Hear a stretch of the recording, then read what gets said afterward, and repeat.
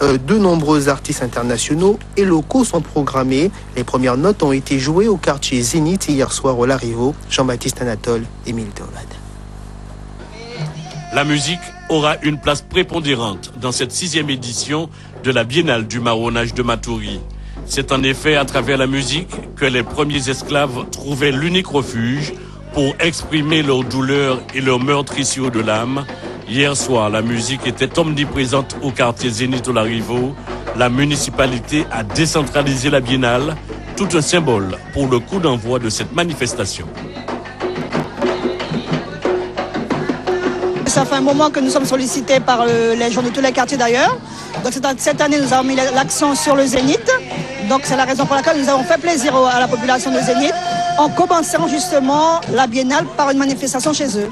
L'émotion artistique, dans sa pleine dimension, est aussi au centre culturel de Matoury.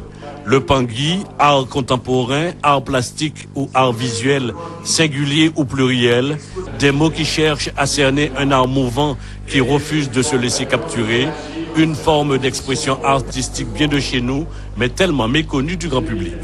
J'insiste sur le fait que dans la tradition n'est pas immuable et elle est également moderne. C'est-à-dire que c'est assez compliqué à définir tout ça, mais disons il y a un art traditionnel qui est vivant, avec par exemple un pangui qui représente Ariane, et en même temps, voilà, il y a des gens qui revendiquent le statut de plasticien qui sont dans le circuit culturel. C'est plutôt à ce niveau-là que ça joue, plus que dans un côté passé et moderne. Cette biennale a aujourd'hui une dimension internationale, une notoriété obtenue à travers différents thèmes déclinant les multiples facettes des cultures métissées issues du marronnage, un événement qui a permis à la population guyanaise de renforcer ses racines identitaires. Cette biennale du marronnage a vraiment pris la dimension que nous souhaitons lui donner, c'est-à-dire en fait devenir un événement international.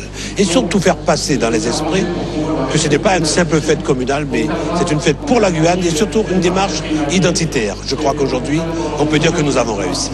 Cette 6e édition marque aussi le 10e anniversaire de la Biennale, une occasion d'explorer et de découvrir de nouvelles expressions musicales, de connaître d'autres facettes des musiques métissées issues du marronnage.